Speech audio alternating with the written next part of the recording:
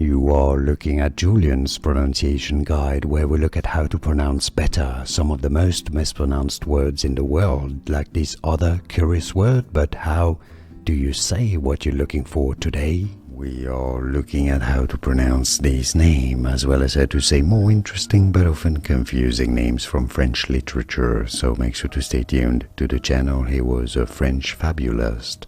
Jean de La Fontaine is how it is said in French. Jean de La Fontaine. Jean de La Fontaine. In English, Jean de La Fontaine.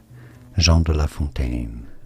Here are more videos on how to pronounce more confusing words and names too many mispronounced. Like this video if you found it useful. I appreciate your support. I'll see you soon and thanks for watching.